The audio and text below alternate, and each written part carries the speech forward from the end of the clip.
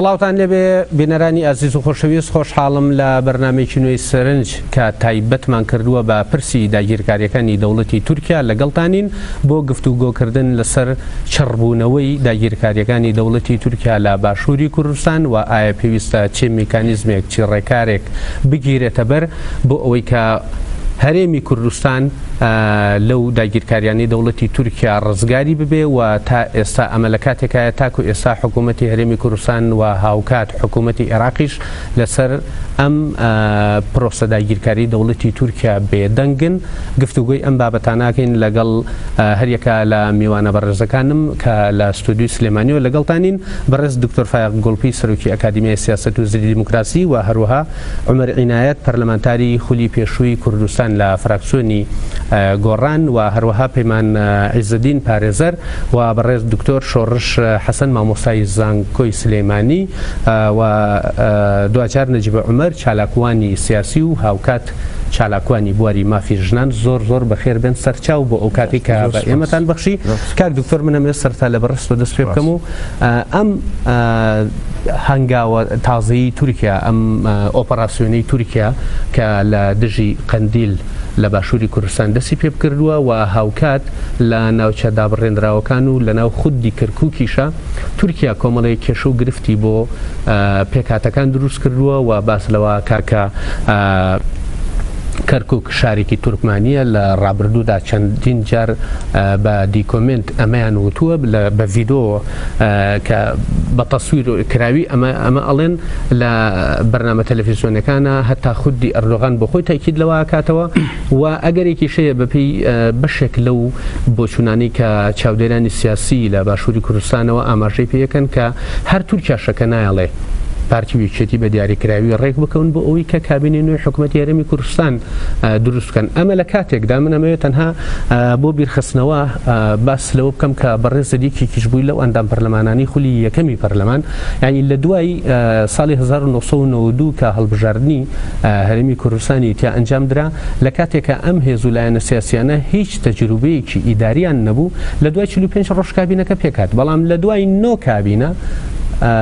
ئەوە ئەبینین 251 ڕۆژە هەڵبژاردننی پەرلەمانی هەرێمی کوردستان بەڕێوە چووە تا ئێستا ئەم کابینێش دروست نەبووە. منەمەوێت قسەی بەڕێزت لەسەر ئەو سێ جونگە سەرەکیە داگیرکاریەکانی تورکیا، ئەو فەوزایی کە لە کەرکووک و لە ناوچە دابڕێنراوەکان هەیە و پێکنهێنانی حکوومەتیش دواکەوتنەکەشی قسەی بەڕێزت. بەڵێ زۆر سپاس.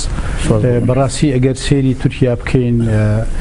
ینی وەکو وڵات، وەکو دەوڵەت، وەکو ئەو حیزبە سیاسیانەی کە دەتوانم لە دوای ڕوخانی ئیمپراتۆریەتی عوسمانی و تا ئێستا حکومی تورکیایان کردووە، یەکێ لە بنەما ئەساسیەکانی ئەو هەموو لایەنانە بابە حیزبەکان یا دەوڵەت شۆڤینیزمە،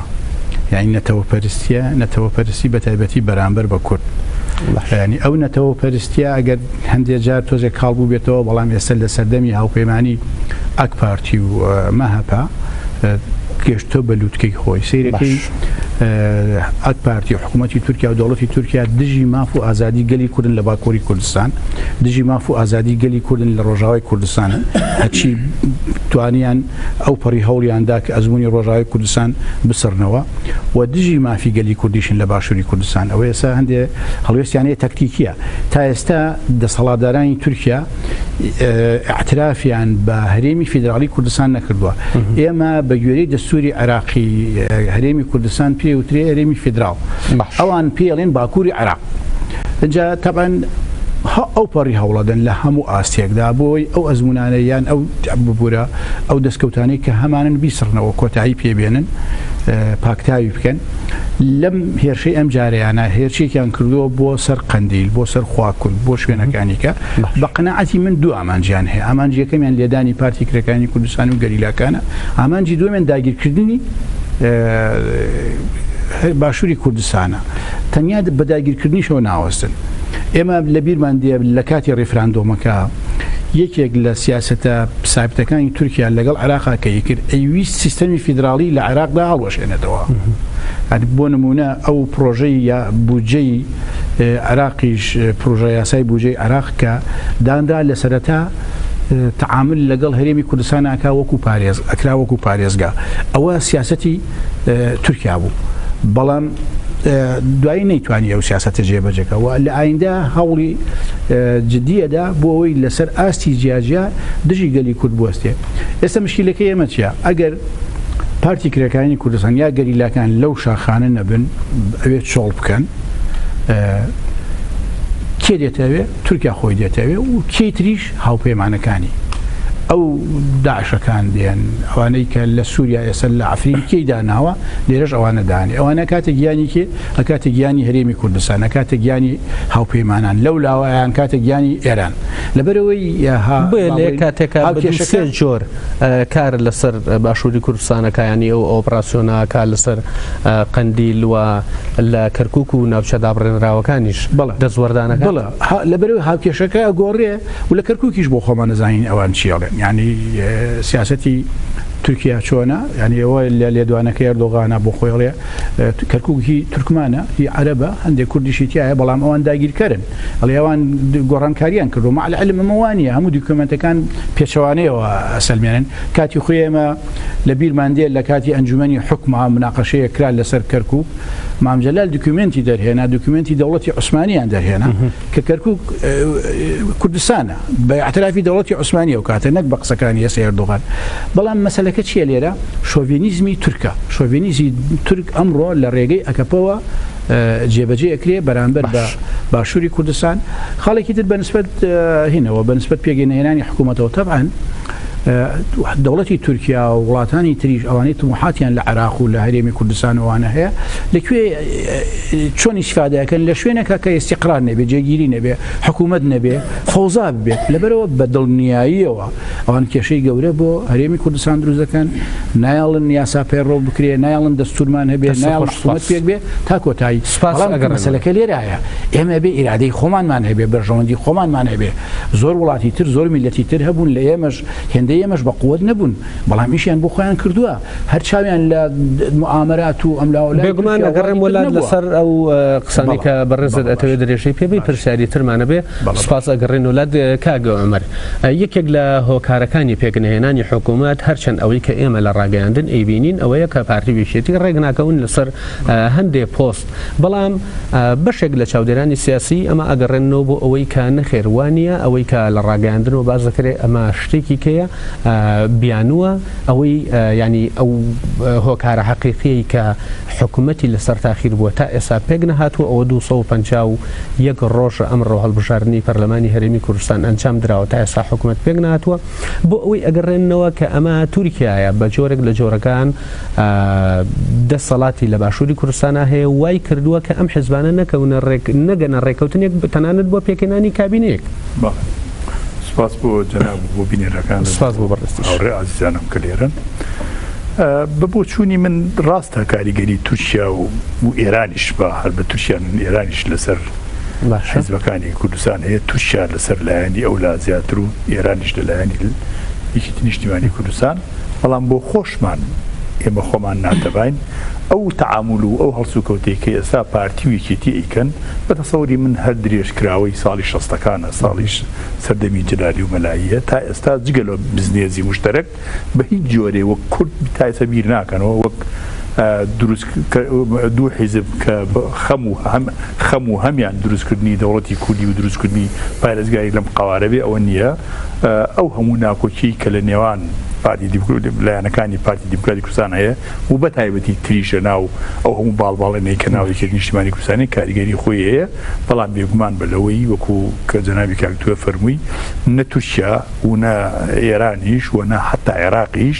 پیان خۆش نییە کە خەڵکی کورد لە کوردستان لەسەر پێی خۆی بوەسێ چکە دروستبوونی دەوڵەتی دروستبوونی حکوومەتی ئەمجارە پێکێنانی حکوومەتەکە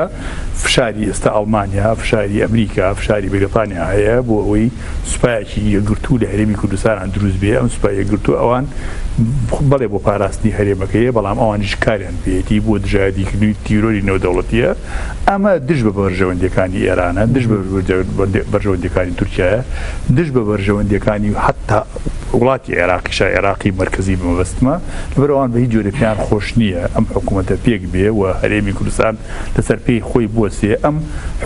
بخۆشمان ئێمە هاوکارین ئێمە کیانەوەکەیەکی مۆلەقی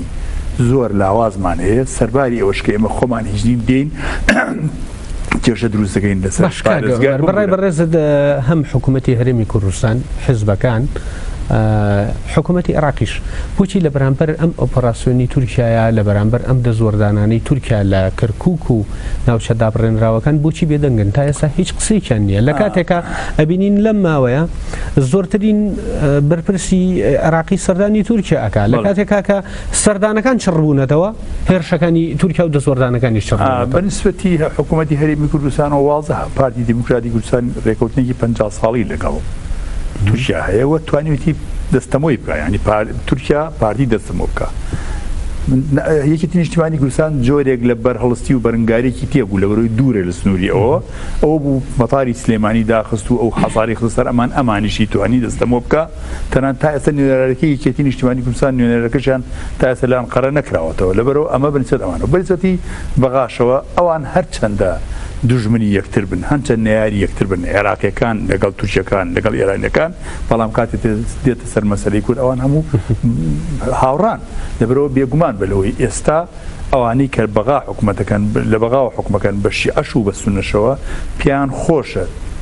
ئێستا تورکیا بێت تا هەولێر و سلێمانیش داگیر بکە بەڵام ئەم قاواری کە ئێستا لێرە هەیە لەسەر پێی خۆی نەوەستێ لەبەرەوە بێدەنگی حکوومەتی عێراقی زۆر واضحە پیان خۆش ڕێکەوتنێکی پێشوەختە بێ بۆی کرابێ زەمین ئەمە خۆی کاتی خۆشی لە سەدەمی سەدام حوسێن ئەم ڕێکەوتنە هەبوو 20 کیلۆمەتر بێدەنگەکەیانی ڕازی بوونە لەبەرەوە بە بۆچوونی من حکوومەتی عێراقی پێی ناخۆش نییە حکوومەتی تورکی داخل بێتە ناو سنووری هەرێمی کوردستانەوە و بێتە ناو شارەکانیشەوە بۆ شارەکانیش داگیر بکە ئەوان بە هیچ جۆرێ بە هیچ ناڕزەیە دەنابن لەوانەیە لە ژێر لێوە شتێ بڵێت بەڵام بە عەمەلی هیچ جۆرێک پەرچەکردارێکیان نابێ و پێشان خۆشە لە یادە نەچێ کۆبوونەوەکانی ئەنقەرە دیمەشق تاران بەغدا ئەگەر لە بیری بێ لە ساڵی نەوەتەکانە دژ بە قوارە سیاسیە بوو بە تەسەووری من تەنها دیمەشقەکەی لێ دەرچوە لە بەرووی لاوازە ئەجینا بەغا ئەنقەرە بەغا ئەنقەرە تاران بەڕێی من ئێستا هەر لەسەر لاوازکردنی ئەم قوارە سیاسیە کە لە هەرمی کوردستان هەیە ئەوەیشی کە یارمەتی داون من ببوورە بە ئاخیر ڕستەی خۆم بڵێم ئەوەشی کە یارمەتی داون ناتەبایی خۆمانین ئێمەی کورد حیزبە کوردیەکان بە تایبەتی بزات پارتی و یەکێتی نیشتیمانی کوردستان تا ئەم لەحزەیە تا ئێستا خۆیان نەناسیوە تا ئێستاکە نازانن وەک حزب تەسەڕوفەکەن وەک دوو حیزبی کە نوێنەراتی ملەتی کوردکەن تەسەڕوف ناکەن بۆ بەرژەوەندی حزب و ناو حیزبشا بۆ بەرژەوەندی تاکی ناو حیزب و دەستڕۆیشتەکان ناو حیزب کارەکەن لەبەرەوە بە تەسەووری من ئەگەر ئەم دوو حیزبە ڕیادە و قیادەی خەڵکی کوردستان بکەن بە هیچ جۆرێ نەئەتوانین دەست بخێنە بەردەم پێشڕێوەکانی تورکیا و ئێرانیش و عێراقیش و بە هیچ جۆرێ ناگەینە و ئامانجێک سەبارەت بەوە هەیە کە بۆچی ئەم لایەنە سیاسیانە ینی فۆرمێکی هاوبەش یان چۆنەڵی پرۆژێکی هاوبەشی نەتەوەی نیشتیمانی کۆیان ناکاتەوە حتمما پرسیاری ئەومانە بێت لە داهاتووە سوپاسدەگەڕێن وڵات پێمانکاتە زیاتر لە هاوڕێکانت هەرچەند هاوڕێنیش بەردەوام لە شەقام بوونە بەڵام زیاتر لە هاوڕێکانی بەڕێز لە شەقام بوویتە و لە ڕێکخراوە مەدەنیەکانە کارت کردووە منەمەوێ ئەو پرسیارەت لێ بکەم کە لە کاتێکا حکوومەتی هەرێمی کوردستان و حیزبەکان و هەتا حکوومەتی عێراقیش لە بەرامبەر ئەم دەستدرێژانی تورکیا و چڕبوونەوەکانی کە لەم کاتەیە بە شەڕتر لە ڕابردوو دەزوەرایەتە هەرێمی کوردستان و باشووری کوردستان بەگشتی و عێراقیش ینی لە کاتێکا کە حیزبەکان بێدەنگن حکوومەت بێدەنگە حکوومەتی عێراقیش بێدەنگە پێویستە خەڵک چی بکە پێویستە ڕێکخراوە مەدەنیەکان چی بکەن ئێمە زین لە ڕابردوو لە ئاگدارین بەردەوام خەڵک لە شەقام بووە لە کۆی گشتی شارەکانە و ڕاپەڕینەکەیش لە دزێشمان لە بەرچاوە کە چۆن هەڵیان کوتایە سەر بنکە و بارگاکانی دەوڵەتی تورکیا هەنی وە بەڕای بەڕێز چی بکرێ بۆ ئەوەی کە فشاری خەڵک بەهێز و بە فراوانتر بکرێت لەوانەی کە ڕابردوو ینی کۆکرێتەوە بکرێتە یەک ئاڕاستە بۆی کە ئەمە فشارێک بێت لەسەر ئەوەی کە دەوڵەتی تورکیا نەک ئەوەی کە ئۆپەراسیۆنەکە داوا بکەن کە تەنانەت سوپاکەشی لە باشوور بگەڕێنێتەوە فەرق سوپاس کاگارام خۆی کێشەی ئێستای هەرێمی کوردستان ئەوەیە کە بەتەنیا دابەشکردنی سەروەت و سامانی هەرێمی کوردستان نییە لە بینی دوو حیزبایە وایە بە تەنیا خراپی حکومڕانی دوو حزب نییە لە هەرێمی کوردستانە. ئەم سیاسەتی کە لێرە پەیڕەو ئەکرێ بە دەستێوەردانی دەوڵەتانی ئیقلیمی وای کردووە کە بێمتمانەیەک و بێهیواییەکی گەورە لە ناو خەڵکە دروست ببێت و لە ناو ڕێکخراوەکانی کۆمەڵی مەدەنیە. ئەوەی کە جەنابەت ئیشارەت پێ کرد بە بەردەوامی زۆرینەی ڕێکخراوەکانی کۆمەلگای مەدەنی و شەقامی هەرێمی کوردستان شەقامێکی زیندوو بووە بۆ زۆرینەی پرسە پەیوەندیدارەکان بە چارەنووسی خەڵکەوە بە گوزەرانی خەڵکەوە بۆ هەموو ئەمانە شەقام قسەی هەبووە و ڕۆڵی هەبووە و کاریگەریشی هەبووە لە هەندێک لە قۆناغ و مەرحەلەکانە لەسەر دەسەڵات و لەسەر بڕیارە سیاسەکان. ئەگەر ئێمە ساڵی 2011 بە نمونە وەربگرین خۆپیشاندانەکانی حەڤەی شوبات و بەردەوامی ئەو خۆپیشاندانانە کە ئەوە بەشێک بوو لە چالاکی گرنگی ڕێکخراوی کۆمەڵی مەدەنی و شەقامی هەرێمی کوردستان کاریگەری گەورەی هەبوو لەسەر بەهاناوە چوون و با بڵێن لەسەر ڕاوەستانی دەسەڵات لە هەرێمی کوردستان. من ئەگەر ئەو قسەی بەڕێز بە پرسیارێک لێ بکەمەوە هەرچەندە قوتی خەڵک بەڕاستی زەرورە چونکە ئەوەی بینیمان مامۆسایان و فەرمانبەران بۆ موچەکانی خۆیان کردیان کەم نەبوو کاریگەریکی باشی هەبوو بەڵام لە بەرامبەر ئەمەیە تۆ سیرەکەی هەوڵێکی داگیرکاری هەیە ئەگەر ئەم هەوڵە داگیرکاری ئەس بێت و سەرکەوتوو بێ تەنها حزبێک و لایەنێک لێی زەرەرمەند نابێت کۆی گشتی پرۆسەکە بە خەڵکەوە لێ زەرەرمەند بێت. ئەوەی کە لە حەڤەی شوبات کرا ئەوەی کە مامۆسایان و فەرمانبەران کردیان بۆچی ئێستا بەرامبەر بەم هەوڵە داگیرکاریانی تورکیان ناکرێ ینی ئەمە هەوڵیش نییە ئێستا ینی بە عەمەلی وا لە پرۆسەکەیە ببوورە. طبعا ینی من ویستم ئەوە لەوێەوە پیای بێم لە ساڵی 2011 ئەو کاتێک کە خۆپیشاندانەکان هەبوو و چەندین ڕۆژ بەردەوامی هەبوو خۆپیشاندانەکان بۆ موچە نەبوو لەبەر ئەوەی نیوە موچە و چارەکە موچە نەبوو ینی من یە مەسەر ئەوی مامۆستایانیش ئەو کاتە خۆپیشاندانەکان و دەنگی ناڕزایەتی خەڵک و دەنگی ناڕزایەتی شەقام بۆ ئازادی بوو بۆ ئازادیەکان بوو دژ بە داگیرکاریەکان بوو دژ بە گەندەڵی لە حکومڕانیا بوو دژ بەمانە بوو دژ بە ناعەدالەتی بوو بەو پەیامە مرۆڤانەی کە بنەماکانی دیموکراسی ئەچەسپێنێت لە هەر جێگەیەکە واتە کۆی دەنگ هەڵبڕینەکان بۆ چەسپاندنی دیموکراسیەت بوو. بە بەرنامەیەکی تۆکمە یەکێتی و پارتی لەلایەک کە ئەوان وەکو دەسەڵات توانیان لە ڕێی بڕینی قوتی خەڵکەوە من چەندین بەرنامە ئەوەم دووپات کردوێتەوە ئێستش دیسانەوە پێم خۆشە کە دووپاتی بکەمەوە ئەوەیە کە مەسەلەی بڕینی موچە و کەمکردنەوەی موچەی خەڵک نەبوونی پارە نەبوو لە هەرێمی کوردستانە بە دەرەجەی ئەساسی ملکەتکردنی خەڵک بوو و لە بیربردنەوەی نەبوونی ئازادی و نەبوونی بنەماکانی دیموکراسیەت بوو وای لە خەڵک کرد ناچار مامۆستایان لە جیاتی ئەوی کە بەشێکی کاریگەر بوون مامۆستایان پێشتر لە خۆپیشاندانەکانی حەڤەی شوباتە بۆ ئازادی. باش دەست خۆش بێ پرسیارەکە ئەوەیە بە دیاریکراوی چی بکرێ خۆپیشاندانانە لە ئێستاە بە میکانیزمێکی نوێ بە فراوانتر بکرێ بۆ ئەوەی فشارەکان جددیتر بن لەوەی ڕابردوو هەموو شوێنەکان یەک خرێ بە سەرتاسەری باشووری کوردستان ئایتۆی تر تەواو لە بەردەم داگیرکاری نەک لە بەردەرگای وڵاتەکەتە والنا وڵاتەکەتایە لە قوڵایی خاکەکەتایە کاگایرامجا ئەوانە هۆکە یان بڵێن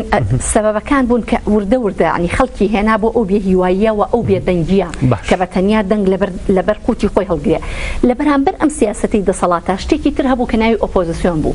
ئۆپۆزیسیۆن پێشەنگی لە داواکاری خەڵک ئەکرد بۆ ئازادی بۆ عەدالەت بە دژی گەندەڵیە وردە وردە بە تێکشکانی بەرەی ئۆپۆزیسیۆن و نەمانی بەرەی ئۆپۆزیسیۆن و بوونیان بەشێکی زۆری و بوونیان بە بەشێک لەو دەسەڵاتە یاخۆت شەریک لەو دەسەڵاتە ئەمە وای کرد بێ ئومێدیەکی گەورە و بێدەنگیەکی گەورە دروست ببێت لە هەموو جێگەیەکە و لە هەموو ڕێگەیەکە دەنگ بۆ ئەوەی بەرز ببێتەوە پێویستی بە پێشەنگایەتیە پێویستی بە نوخبەیە ئەو نوخبەیە نوخبەی سیاسی بێ نوخبەی ڕۆشنبیر بێ پێویستی بەوە هەیە لە ئێستاە لەو چەند ساڵی پێشوە خەڵک بۆ بەرزکردنەوەی دەنگی ناڕزایەتیەکەی ئومێد و متمانەی بە ئۆپۆزیسیۆن هەبوو لە ئێستاە و لە زائیفی و ئەتوانی بڵێ تا ڕادەیەک لە نەبوونی ئۆپۆزیسیۆنە ئەبێ نخبەیەکی تر نخبەیەکی سیاسیە لە دەرەوەی ئەو پارتە سیاسیانە نخبەیەکی ڕۆشنبیرە هەر نوخبەیەک بێ و هەر پێشەنگێک بێ لە ناو هەرێمی کوردستانە ئەبێ سەرەتای دروستبوونی ئەو چەخماخەیە ئەو بروسکەیە بۆ بەرزکردنەوەی جارێکی تری دەنگە ناڕازیەکان و بڵێن بیا بەگوێی دەسەڵاتاوە بیا بەگوێی خەڵکیشە کە خەڵکانێکان هەتاکو ئێستا لەگەڵ کەمی با بڵێن موچە و خراپی گوزەرانیان ئێشتا خەمی داگیرکردن خەمی ئازادی خەمی عەدالەت یەکێکە لە وەڵامەکانی بەڕێز بەوە خوێنمەوە بۆی حەقی ئەوانیش نەخۆین دوای ئەگەڕێنەوە بەوە کۆسایی پێبێنم کە ئەوەی ئێستا ئەگوزارێ و ئەوەی لە قەندیل ئەگوزارێ ئەوەی لە کەرکووکە ئەبێ بە نیسبەت تورکیاوە داگیرکاری نییە یعنی حەقە ئێمە شتەکان وەکو خۆی بەکاربێنی داگیرکاری کاتێکە کە بەرهەڵسکار هەبێ بەرامبەری بەڵام وەختێک کە دەسەڵاتدار لە هەرێمی کوردستانە گڵۆپی سۆز بۆ تورکیا هەڵەکاوە بە ئارەزووی خۆی لە چەندین ساڵ لەمەوە پێشەوە سەربەزگە و بارەگای دائەنێت کەواتە ئەو داگیری نەکردووە ئەو وەکو بەشێک لە خاکی تورکیا سەیری ئەکا و دەسەڵات لە هەرێمی کوردستانیشە بەو چاوە سەیری ئەکا نەک بە چاویدا دەستە خۆش ئەگەڕێنەوە لات باشە کاک دکتۆر شۆڕش بە حکمیەوەی کە بەڕێزت لە بەشی یاسایی لە زانکۆی سلێمانی لە ڕووی یاساییەوە پێویستە هەرێمی کوردستان چه ڕێکارێک بگرێتە بەر بۆ ئەوەی کە ڕزگاری وێ لەم داگیرکاریانی تورکیا ئەگەر وەکو ئەوەی کە پەیمانخان باسیەکەڵێ حزبەکان خۆیان ڕێگەیان داوەکە لێرەیە باشە ئەنی باواز لە مەسلەی سەربازی و لە مەسلەی خۆپیشاندان بینین کە دواتر ئەتوانی بەڕێز قسەی لەسەرکەی لە ڕووی یاساییەوە حکوومەتی هەرێمی کوردستان چی بەدەستەوەیەوە بە چی جۆرێک ئەتوانێت خۆی لەم داگیرکاریانی دەوڵەتی تورکیا پارێزێ ماشە سپاس بۆ تۆ ڕێز و سڵاو بۆ هاوڕێیانی میوان و بۆ بینەرانی خۆشەویستی کەناڵەکەتان ئەگەر تۆزێک بگەڕێمەوە دواوە بەڕاستی تورکیا ینی لە سەردەمی ئیمپراتۆریەتی عوسمانی و دوای ئیمپراتۆریەتی عوسمانیش کە ئەم ئیمپراتۆر تێشکا و تورکیایەکی زەئیف مایەوە وازی لە ڕەگەزپەرستی و شۆڤینێتی خۆی هەرنەهێنا بە ناوی دینەوە دەستی بەسەر نەتەوەکانی ترداگرت بۆ مقدرات و سارەنووسی نەتەوەکانی تر ئەمە مێژوو هەمووی تۆمار کردووە بۆیان و بە تایبەتی مەسەن کە ئیتفاقی سیڤەر بڕیاری دامەزرانی دەوڵەتێکی بۆ ئەرمەن و بۆ کورتیا بوو لە ناو تورکیا بە هەموو هێز و توانای خۆی هەوڵیدا دوای ئەوەی کەوا مستەفا کەمال تۆزێت کەمالیەکان زیندویان کردەوە تورکیا هەوڵیاندا کە ئەم ئیتفاقیە لە گۆڕیان ئەوە بووکەوە ئیتفاقی لۆزانیان هێنا و لە ئەنجامی ئەو وەسعەجدا ویلایەتی مووسڵ کە بەشێک بوو لە عێراق سێ ویلایەت بوو ئەم ویلایەتە تەعاملی سربەخۆی لەگەڵ دەکرا لەلایەن ئیمپراتۆریەتی بەریتانیاوە بەڵام بەرژەوەندەکانی بەریتانیا ئەو وەختە وای کرد کەوا بکەوێتە سەر عێراق ئەجینا ئەگە بەرژەوەندەکانی بەریتانیا نەبا ئەمە خراپ بووە سەر تورکیا ویلایەتی مووسڵ کە کەرکووک و هەموو ناوچەکانی هەولێر و سلێمانی و ئەوانەی تیا بوو طبعا بەڵام ئەم لیژنەیە کە ئەو وەختە هات بۆ چارەسەکردی کێشەی ویلایەتی مووسڵ دەری خستکە کە کورد زۆری نییە لە ناو کەرکووک و لە ناو ویلایەتی مووسڵ کورد زۆری نییە بەنسبە یەکەم ئەمە لە ڕووی تاریخیەوە طبعا ئەم داگیرکاریە ئەم شۆبینێتە بەردەوامە تا ئێستا بەرامبەر ئەرمەنەکان بەرامبەر کورد بەرامبەر هەموونەتەوەی غەیری خۆیان ئەگەر سەیری دەستوری تورکیا بکەی هیچ باز لە نەتەوەی شتر ناکە هەموو خەڵکی ناو تورکیا بە تورک دادنێت بە کورد و بە ئەرمەن و بە هەموو نەتەوەکانی ترەوە بە تورکیان دادنێت کەواتە ئەمە نەزعەیەکی ڕەگەزپەرستیە کە تەنها لە ناو تورکیادایە لە ناو وڵاتانی دەوروبەر نییە بۆ نمونە مەسەن وڵاتێکی وەکو عێراق یا ئێران بەو شێوە لە دەستورەکەی هەمووی بڕیاری ڕەگەزپەرستی نەداوە. ئێمە لە هەرێمی کوردستان بەداخەوە هەرێمێکین لە دوای 2003 کە بە پێی دەستوری 2004 قانونی یاری دەوڵەت و دەستوری 2005 ئێمەوە کارێمە ڕەسممان کرا تا ئەترافمان پێکرا و سنوورەکەشمان دیاری کرا و ئەو سنوورەی کە بە عێراقەوە بەندە کە دواتر بە مادەی 58 دیاریکرا لە قانونی داری دەوڵەت بوو مادەی 130 بەداخەوە ئێمە لە هەرێمی کوردستان ئیشمان بۆ نەکرد. ئێمە لە هەرێمی کوردستان لە ساڵی یەکەمەوە 92ەوە کاتیم وەکو سڵتەی ئەمری واقع دواتر لە 92 کە پەرلەمانماندانا تا ئێستا بەرنمەیەکمان نییە بۆ ئەوی ئەمڕۆ وەزعی ئەم هەرێمە بەیانی سبەی لەمڕۆ باشتر بێ. بەداخەوە ڕۆژ لە دوای ڕۆژ بەرەو دواوە دەگەڕێنەوە، ڕۆژ لە دوای ڕۆژ بەرەو دواوە دەگەڕێنەوە. لە ناو دەوڵەتی فیدرالی گرنگتریشت بۆ هەرێمەکان هەر وڵاتێک دەڕۆی ئەوە گرنگەکەوە سنووری هەرێمەکان دیارە، حتا لە دەستور دیاری کراوە، بەڵام ئەوەی ئێمە دیار نییە. ئەوە لەگەڵ عێراق ئەوەی کەماوەتەوە بە مادەی 130 ناوچە زێناوەکان ئێمە هەر بڵێ دەستمان لێشتووە، چکە وەقت لە خازانجی ئێمە نییە. دەبووە لە کۆتایی 2007 یەکلا کرابایەوە، یەکلا نەکرایەوە. ئەمەش ئەم نایە بۆ یەکلا کاتەوە، ئەم کات دەکوژێ، چکە کات لە بەرژەوەندی ئەمە لەبەرەوەی ئەم نەتەوەی سەردەستە زیاتر تێپەڕبوونی کار لە قازانجی ئەوە. ئەمە لەولاوە لەو لایەنەی تر کە پەیوەندیمان بە ئێرانەوەی هەیە، سنوورمان بە تورکیاوەیە، بەردەوام داگیرکاری هەبووە، دەست درێژوی هەبووە لەسەر سنووری هەرێمی کوردستان. باشە هیچ لە ڕووی یاساییەوە بەدەست هەرێمی کوردستانەوە کە ئەگەر بێوێ کاری پێ بکە باشە بۆ ئەوی کە خۆی لەم داگیرکاریە پارێزێپی. بۆ نمونە پەنابەرێتە بەردادگای فیدراڵی عێراق ئەم کەیسە بەرێتە ئەنجومەنی ئاسایشی نێودەوڵەتی لە ڕێگەی عێراق. ئەم هێزەی تورکیا لە 92 وردە هاتووە بۆ هەرێمی کوردستان لە نەوەتەکان بەهۆی شەڕی ناوخۆ زیاتر خۆیان چەسپاندووە لە ناوچەکانی هەولێر دوهۆک خۆیان چەسپاندەوە و بەردەوامیش لە زیادبوونە تا ئێستا کە دەبینی مەسەڵەن وەکو بەشێک لە وڵاتی خۆی دێتە ناوەوە. ئەمە شتێک هەیە لە ناو قانونی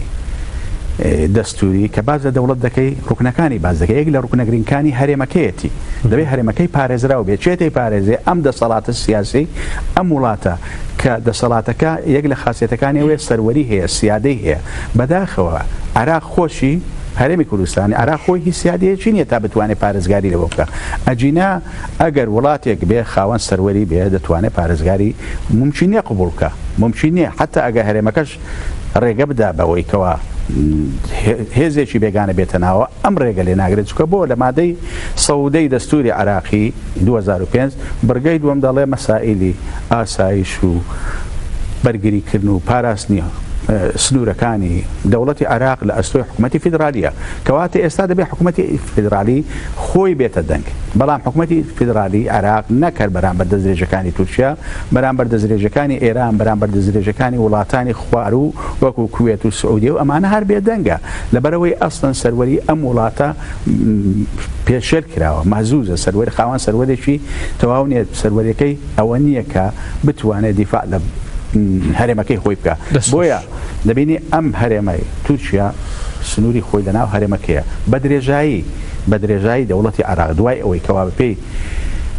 قەراری عەسبەتی ئومەم ویلایەتی موسڵ درا بە عێراق، ئیتر تورکیا نەیتوانی وە جورئەتی ئەوەی نەکردووە بێتەوە ناو عێراق. لەم ماوەی هەشتاکان نەبێ ساڵی هەشتاکان کە بەڕێکەوتن لەگەڵ حکوومەتی عێراقی ماوەی 5 کیلۆمەتر بۆیان هەبوو کە بێنە ناو خاکی یەکتر. سواس ئەگەڕێنەوەلات نەجی بەخەن بە بڕای بەڕێزت تورکیا بەم ئۆپەراسیۆنە ئەگاتە ئامانجەکانی خۆی؟ بێگومان ئەوەی ئەم بەڕێزانش باسییان کرد، یعنی لە چەند خاڵە چڕەبێتەوە ئەوەیە کە دەوڵەتی تورکیا یعنی وەک دەوڵەتێکی داگیرکەری سەرەکی تەنیا لە کوردستانیش نا بەڵکو لەسەر هەموو ڕۆژهەڵاتی ناوەڕاست یەکێک لەو دەوڵەتانەی کە بەرژەوەندەکانی هێزی ئیمپریالیزمە پارێزێ و بە بەردەوامیش سەرچاوی شەڕ و ئاڵۆزیەکانە. بۆچی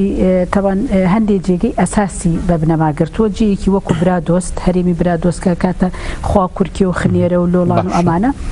ئەم لە هەمان کاتدا جێگەی کەرکووک و یعنی کە وەکو مامۆساژ باسی کرد ویلایەتی مووسڵ جاران پیانەوت ویلایەتی مووسڵ، بەڵام ئێستا بە تایبەت ناوەندی ویلایەتی مووسڵیان ناوەندی عێراقیش کەرکووکە کە جێگەیەکی زۆر مهمە. هەردوو جێگەکەی وەکو کردووە بە ئامانجی داگیرکەری لە جێگەکانی تریش هەیە. مەسە ئێستا حاڵی حاضر زیاد لە 20 بنکە و بارەگای دەوڵەتی تورکیا لە باشووری کوردستان هەیە. ئەوە بێجگە لە دەستگای سیخوڕی و دەستگای ئیستیخباراتی و زیاد لە 5,000 شریکەتی ئابووری و کۆمپانیا و ئەمانەی هەمووی هەیە ینی داگیرکەری سەربازی ئابووری و کولتوری بە شێوازێکی زۆر چڕوپڕ لە باشووری کوردستان بەڕێوە بە هەتا ئەتوانین بڵێن ئەو داگیرکەری کە لەسەر باشووری کوردستان بەڕێوە ئێبە زۆر جار لە باکووری کوردستان زیێدەترە لە ئاستێکی ئەوەندە بڵندە بەڕێوە چێتە بە بێگومان دەسەڵاتی ئێرە ڕێیان پیشانداوە یان مەسەلەن وەکو چۆنەڵێ ینی تەسلیمیان کردو بە هەموو شێوێ ئەم هەرێمەیان تەسلیم کردووە ئەبێ لە لایەنی تاریخی شەوە جارێکی تر ینی ئەم ینی گرنگی ئەم هەرێمانەش هەڵسەنگێنین برادۆز هەرێمێکە کە ئەبێ بە سێکوچکەی باکوور و ڕۆژهەڵات و باشوور بە یەکەوە گرێدا یعنی کە ئەیانەوێ برادۆز داگیرکەن سێ پارچەی کوردستان بە هەدەفەگرن ئەمە زۆر گرنگە بۆ باشووری کوردستانی زۆر گرنگە ئەگەر برادۆز هەمووی بگیرێ وەکو وایە هەموو باشووری کوردستان هەتا کەرکووکیش گیراوە یعنی ئەمەندە هەرێمێکی استراتیژی لە بواری جغرافیادا لە بواری ینی شوێنەوارناسیدا مەسەلە جێگەیەکی ئاسەواریە حتا ئێستا باشووری کوردستان هیچ جێگەیەکی بەقەدەر هەرێمی برادۆز ئاسەواری کۆنی تێدا نەدۆزراوەتەوە کە 50 جێگەی شوێنی ئاسەواری تێدا دۆزراوەتەوە بێگومان ئەم هەرێمە هەر ئێستا یعنی نەبووە بە هەدەفی دەوڵەتی تورکیا لە ماوەی ڕابردوودا مەسەلە لە ساڵی 1608 و 1609 کە ئەمە داستانی قەڵای دمدمی تێدا ڕوویداوە کە شەڕە لە نێوان عشیرەتی برادۆز یعنی هێرشی شا ئیسماعیلە کە ئی سەفەویەکان لەسەر ینی کوردە لەسەر کورد لەسەر هەرێمی برادۆز و لەسەر عشیرەتی برادۆز کە بەرخودانێکی بێوێنەی تێدا بەڕێوەچێ بە هەمان شێوە ساڵی 1950 و 16 ئینگلیز و ڕوس لەسەر ئەو هەرێمە شەڕەکەن بە بەردەوامی بۆ ئەوەی لەسەر ئێران حاکم بن بۆی لەسەر باشووری کوردستان حاکم بن بە بەردەوامی لەوێ شەڕیان کردو ئێستاش تورکیا ئەمە بەڵێ بێگومان تورکیا لە ئیتفاقی جەزائیرا بگرە کە ینی چۆن مەسەلە وەکو هەرێمێکی مهم بووە گرنگ بووە لە نێوان عێراق و ئێراندا چۆن ئەمەندە بۆز بۆ عێراق ئەمەندە بۆز بۆ ئێران ینی لە ساڵی 92 شەوە بە بەردەوامی بۆتە ئامانجی هێرشی دەوڵەتی تورکیا و لە دوایشدا کە بە بەردەوامی هەموو کاربەدەستانی دەوڵەتی تورکیا ئەڵێن ئێمە بە هەموو شێوەیەک ئەچین ئەو جێگایە ئەگرین و لەوێ مسەیترە بین بێگومان کە ئەڵێن ئەوێ ئەگرین یعنی هەموو باشووری کوردستان هەتا هەموو عێراقیش ئەتوانم بڵێم کاریگەرەکە لە ساڵی 92دا هێرشێکی زۆریان کرد و لەوێدا زەرێرێکی زۆریان لەو خەڵکەدا لە هەموو هەرسێ ینی ئەو سێ کوچکەی کە لەوێدا هەیە 1500 گوند لەوێ کۆچبەر بوون چۆڵ کراوە یعنی 1500 گوند لەو منتیقانەدا چۆڵ کراون و کە کەسی تێدانە دەیان جار و سەدان جار خەڵک لەوێ ئاوارە بووە و زیانی دیوە و چەندین خەڵکی گونیشین لەوێدا کۆچبەر بوون لە ساڵی 2000دا لە ئەنجامی ینی هێرشی فڕۆکەی تورکیا لە کەندەکۆڵ کە زۆربەی زۆری ئەوەی ئەویش هەر ئەوە هەرێمەیە کە عشیرەتی هەرکی تێدا بوو 30 کەس تێدا بوون بە قوربان کە گەورەترین کۆمەڵکوژیە بەڵام هەموو دنیا لە بەرامبەری بێدەنگ بوو و ئێستا ژیانەوەی هەمان شت بەڕێوە بن کە لە 15 ئابی 2000 ئەمە ڕووداوێکی چۆنڵی گرێدایەوە بە هەندێک ڕووداوی مێژووی کە لەو ناوچەیە هەیە ئەو پێگەی ئەو ناوچەیە لە ڕووی جغرافیەوە چۆنە و پێگەیەکی گرنگی هەیە هەم لە ڕووی شوێنەوەریەوە بۆ ئەوەی کە باڵا دەست بن بەسەر سێ بەشی کوردستانە ئەوێ ئەو شوێنە داگیر بکە من مەبەستمەوەیە بە پێی پێشبینی بەڕێزێ بەپێی ئەوەی کە ینی بەپێی ئەوەی کە ئەو بڕایی کە بەڕێزت لات هەیە ینی تورکیا لەم ئۆپراسیۆنەیە دەگا بە ئامانچەکانی ئەوەی کە بەنیازە بەدەستی بێن گرنگەکەی باسکەم بۆ ئەوەی کە خەڵکی ئێمەش ئەم ڕاستێ بزانێت کە چەندە گرنگە ئیشارەت بەوە بکەم لە بێگومان ناتوانێت بگاتە ئامانجی خەڵکی شێلا دزێ کە ینی بە هەموو شێوەیەک داگیرکەریکی قوڵ لە هەرێمی بەهدینا نابەڕێوە ئەچێ خەڵکی شێلادزێ چۆن ڕاپەڕی هەڵوێستی پیشاندا ئەساسەن ئەوەی کە خەڵکی شێلادزێ پیشانیدا جەوهەری ئیرادەی خەڵکی هەموو باشووری کوردستانە ئەو ڕاپەڕینەیان کرد جا لە هەرێمی برادۆستا بێگومان ئەبێ ڕاپەڕینی خەڵک ناڕەزایی خەڵک بە هەموو کەسێکەوە بە هەموو چین و توێژەکان بە هەموو بیر و باوەڕێ جیاوازەکان پێویستە لە ئاستێکی بڵندا دەرکەوێت ئەم داگیرکەرێکی دەوڵەتی تورکیا یعنی ئەمەی کە تازە دروست بووە لە ینی بڵێم لە مانگی ساڵی ڕابردووە دەستی پێ کردووە بە بەردەوامی هێرشەکە بە هەموو تەکنیک و تەکنەلۆژیای دنیا تەواوی تەکنیکی مۆدێرن لە دنیادا لە هەرێمی برادۆستا بەکارێنن بەڵام بەرخودانی گەری لەوێدا نەیتوانی ناتوانانی زۆر سنوور تێپەڕێنێ ئەمێ باسی ئەوشکەم لە ساڵی 1970دا هەمان ینی لەو هەرێمانەدا کۆمەڵکوژیان بەڕێوە برد ساڵی 1990 ده عسکەری عێراق لەوێدا کوژرا هەموو دنیا ناڕزایی پیشاندا نەتەوە یەکگرتوەکان هاتنە دەنگ بۆ ئەو مەسەلێ بەڵام ئێستا دنیا بێدەنگە بۆ ئەوەی کە ئێمە سەرنجی دنیا ڕابکێشین بێگومان ئەبێ وەکو نەکتەنیا وەکو حکومەتیش ڕەخنە بکەین ئەبێ وەکو خەڵکیش لە باشووری کوردستاندا ئەمە ڕەخنە بکەین ئێمە ینی ئەبێ وەکو خەڵکیش ڕەخنەدانی خۆمان بدەین کە بێدەنگ بووین ئەمە تقریبا ئێستا ئێمە لە مانگی 6 داین ساڵێک و 3 مانگە هێرشی زۆر دژوار لەسەر ئەو هەرێمانە بەڕێوە چێ خەڵکی هەرێمی برادۆز بە تەنیامان خەڵکی ڕۆشنبیل لە هەموو شارەکانی سلێمانی و هەولێر و کەرکووک و دوهۆک و لەوانە پشتیوانیان نەکرد هیچ شێلادزێش بە تەنیامە خەڵکی شێلادزێک کە ڕاپەڕی لە شارەکانی تردا نەیانێش دەسەڵاتی یەکێتی و پارتی نەیانێش لێدوانێک بدرێت لەبەرەوە مەسەلە ئەم پشتگیریانە ئەتوانین بڵێن ینی بە هەموو شێوەیەک ینی پشتیوانێک و هەڵوێستێکی نۆکەرانەیە ئیدی ئەبێ ناوی لێ بنین ینی ئەمە لە بەرامبەر ئەم هەموو کۆمەڵکوژیە کە خەڵک ئێستا ئاوارە بوون خەڵکی منتیقی برادۆز هەموو ئاوارە بوون اینجا هەر گرێدراو بەوەوە لە کەرکووکدا ئەو گوندانە بۆچی سووتێنرێت پەڵکانە دەغڵەکانیان بۆ ئاگر تێبەرە درێ لە دوو بز بۆچی گوندەکانی دەوروبەر ئەسووتێنرێ هەمویان مەسەلە لەژێر ناوی عەرەب ناکۆکی نێوان کورد و عەرەبە بەڵام ئەمە هەمی دەسیسەی دەوڵەتی تورکیای بەڕێوە چێت ئەگەڕێنە وڵات بۆی کە وابزانم نزیکی نیوەی بەرنامەکەمان ڕۆیشت کاک دکتۆر لە نێوان ئەم پەرتەوازەیی کە لە باشووری کوردستانە هەیە تورکیا تا چەند سوودی لەم ناکۆکیانی نێوان لایەنە سیاسەکان بینیوە بۆ ئەوەی کە ئەو گوڕێکی زیاتر بە هەوڵەت بە داگیرکاریەکانی خۆی بە لە باشووری کوردستان طبعا هینێکی وتنێکی ئەوە هەیە فەرق تەسود بە عەرەبی فەرتکە و زاڵ بە ئەمە وڵاتە داگیریکەرەکان وانە بەکاریان هێناوە هەر کاتێ ویستوێتیان پەلاماری وڵاتێک بان کۆمەڵگایەک بن لە سەرەتا هەوڵیان داوە ئەو کۆمەڵگایە یا ئەو وڵاتە دابش بکەن ناکۆکی نێوانیان زیاکەن ناکۆکیە ئەساسیەکان لەبیر بچێتەوە لەسەر وەزعی باشووری کوردستان بەو شێوەیە یعنی لە هەموو سەردەمێکدا لە هەموو شوێنێکدا کاتێک کە نەتەوەیەک یا پێگاتەیەک مافی لێ ئەسێنرێتەوە داوای مافی خۆیەکە ململانەیە دروزە بێ ناکۆکی دروزە بێ ناکۆکی ئەساسی هەیە سەرەکی هەیە لەگەڵ ناکۆکی لاوەکیە ئێمە ئێستا و ناکۆکیانەی کە لە بینی خۆمانان بۆ نمونە لە بینی پارتی دیموکراتی کوردستان و پارتی کرێکاری کوردستان ئەمە ناکۆکیێکی لاوەکیە بەڵام ئەو ناکۆکیەی کە لە نێوان پارتی دیموکراتی کوردستان و تورکیا هەیە ئەبێ ئەوە ناکۆکی سەرەکی بێت و ئەو ناکۆکیەی کە لە نێوان پارتی کرێکارانی کوردستانیان کەجێکە هەیە لەگەڵ تورکیا ئەوە ناکۆکی سەرەکیە بەڵام لێرە شتەکان هەموو لەنگاو قوج بوون یعنی مشکلە ئەوەیە لۆجیکی سیاسی لە باشووری کوردستاندا جێی نابێتەوە لە سیاسەتە یعنی ئێستا ئێمە کە قسێگەکەین ئەگەر برادێک سەر بە حیزبێک یەک لەو حیزبە دەسەڵاتدارانە گوێی لێبێ یەکسەر ئەیباتەوە سەر مەسەلەی حیزبایەتی ئەم حیزبە چی کردو بۆ ئێرە ئەو حیزبە چی کردو بۆ ئێوە ینی بە چاوێکی نەتەوەی ئینسانی سەیری مەسەلەکان ناکەن ئێمە لە هەرێمی کوردستانە بۆ نمونەکە بینین خاکمان بەو شێوە داگیر کراوە کەس قسە ناکە بە قەناعەتی من مێشکیشمان داگیر کراوە مەسەلەکە لێرایە تا ئازاد ئەو مێشکە لەو داگیرکاری ئازاد نەبێ سیاسەتێکی ڕاز ناچێ بەڕێوە سیاسەتێکی نەتەوەیی سیاسەتێکی دیموکرات ناچێ بەڕێوە یعنی ئێستا ئەم حزبانە کە باس بەڕێز باس لەواکە ئەڵی